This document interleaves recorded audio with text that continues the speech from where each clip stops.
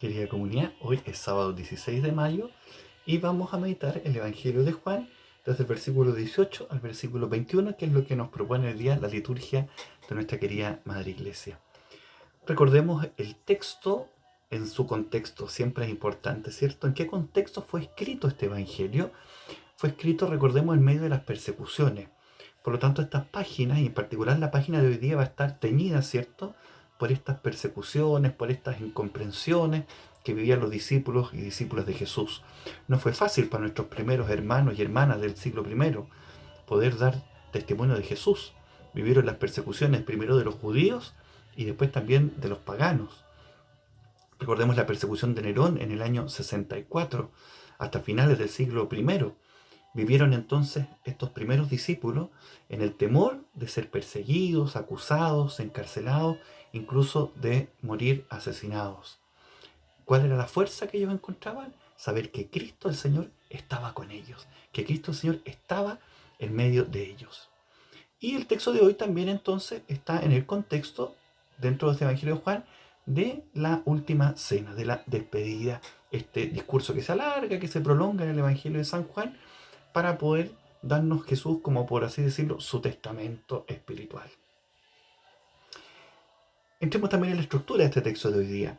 Vamos a encontrar como 4 paralelos. Jesús va mostrando la suerte del maestro, que debe ser también, y va a ser la suerte entonces del discípulo. Y lo hace con 4 paralelos. El primero es, si el mundo los odia, es porque primero me ha odiado a mí. Si pertenecieran al mundo, el mundo los amaría como cosa propia. Pero no es esa la situación de los discípulos. Como me han perseguido a mí, dice Jesús, también los van a perseguir a ustedes. Y el cuarto paralelo es la medida en que han aceptado mis enseñanzas, también van a aceptar las enseñanzas de ustedes. Son estos 4 paralelos que van a recorrer entonces este evangelio que nos regala hoy día el Señor. Lo primero que me da a reflexionar al escuchar este evangelio, ¿cierto?, es saber, quizás porque yo como estudié marketing antes de entrar al seminario, ¿cierto?, que Jesús no estudió marketing, definitivamente. ¿Ah? No es hijo de nuestro tiempo. Él no miente, dice las cosas en buen chileno, pan pan, vino vino. Es decir, hoy día en el Evangelio nos muestra cuáles son las consecuencias de ser discípulo suyo, de seguir su enseñanza, de seguir sus pasos. Porque el mundo de hoy, y lo que hace el marketing, ¿cierto?, es mostrarnos siempre la cara bonita de las cosas y no las consecuencias de esas cosas. Por ejemplo, una publicidad nos muestra un hombre maravilloso, musculoso, con unas chiquillas guapas, fumándose un cigarro en un yate, no sé qué. O otros chiquillos en un grupo de amigos, siempre jóvenes, nunca viejos, siempre jóvenes, ¿m? Tomándose una cerveza, unos copetes, qué sé yo. Pero nunca nos muestran las consecuencias de eso. Hoy día quizás las compañías tabacaleras están obligadas a poner en las cajetillas, ¿cierto? Mira, si tú fumas, corre este riesgo. Cáncer al pulmón, cáncer a la garganta, problemas en la lengua, etc. Bueno, Jesús no nos miente. Jesús siempre dice la verdad, porque Él es la verdad. ¿Qué nos dice? ¿Ustedes quieren ser mis discípulos? Bien, estas son las consecuencias de ser mis discípulos. Él no nos miente, nos dice siempre la verdad. Bueno, y si Jesús es el Dios de amor, y Dios es amor, lo que se opone al amor es exactamente el odio.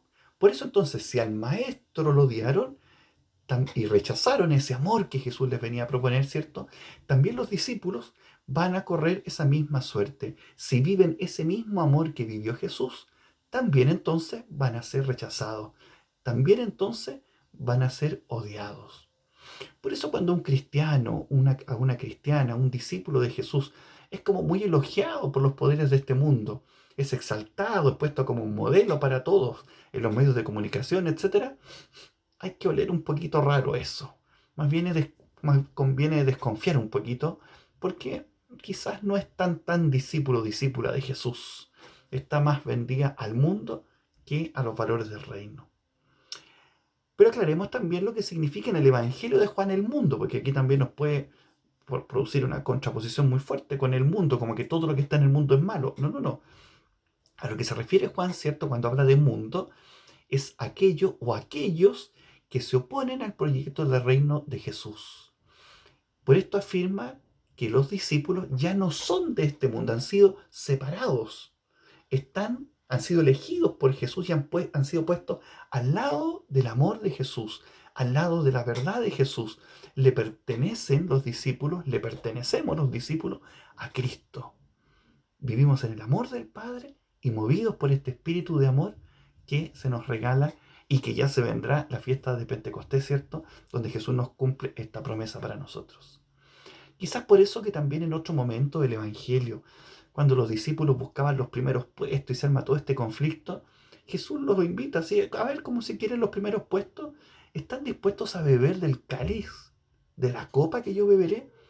Haciendo referencia a la cruz. Es decir, ¿están dispuestos a participar de mi suerte? ¿Están dispuestos? Claro, aquí multiplicación del pan, del vino, etcétera. Pucha, sanando los enfermos. Lo quieren hacer rey a Jesús, ¿sí? Pero ¿están dispuestos a ser mis discípulos cuando venga la cruz, la persecución, la incomprensión? Y hoy también para nosotros, cuando nos acercamos a la mesa de Jesús, a comulgar con su cuerpo y con su sangre, ¿estamos dispuestos a correr su misma suerte? Al comer su carne, al beber su sangre, ¿estamos dispuestos también a ser rechazados, a ser perseguidos, a que nos tengan por tontos? Porque, por ejemplo, pasa en nuestra población, ¿cierto? Cuando alguien, todos roban en el trabajo, roban, no sé, tonto, que sea todo. No, yo no robo, soy discípulo de Jesús. Pero soy tonto si todos hacen lo mismo. No, yo soy discípulo de Jesús. ¿Estoy dispuesto, entonces, a experimentar el rechazo, la persecución, para que me tengan por tonto? ¿Cuál es la causa de este odio? Lo dice Jesús en el Evangelio. No conocen al que me envió. No conocen al buen Padre Dios. No conocen el amor de Dios. Entonces, no es que Jesús, al decirnos esto de que no conocen, nos está diciendo como ya no importa, déjenlo a su suerte. No, al contrario, es como una invitación misionera para cada uno de nosotros. Es como si Jesús nos dijera, no conocen el amor del Padre. Ustedes muéstrenles el amor del Padre. Ustedes muéstrenles el amor de Dios. Muéstrenle el auténtico y verdadero rostro de Dios a estas personas. Y fíjense qué bonito el testimonio de los primeros mártires cristianos, San Esteban y tantos otros, que mueren con las palabras de Cristo en su boca, mueren con los sentimientos de Cristo en su corazón. Perdónalos, Padre, porque no saben lo que hacen. Están tan unidos a Cristo, tan unidos al Señor, a su amor, que en sus labios y en su corazón, sus palabras, sus mismos sentimientos. Sabiéndonos entonces elegidos y llamados gratuitamente por Jesús, es que tenemos entonces la fuerza para sobrellevar las persecuciones, las calumnias, y podemos incluso tener alegría en medio de las dificultades. Porque el mismo Jesús dijo, bienaventurados, felices cuando los persigan y los calumnian por mi nombre. Felices. El discípulo auténtico de Jesús es incluso capaz de alegrarse, de encontrar alegría cuando es perseguido. ¿Por qué? Porque está dando testimonio del Señor y de su amor.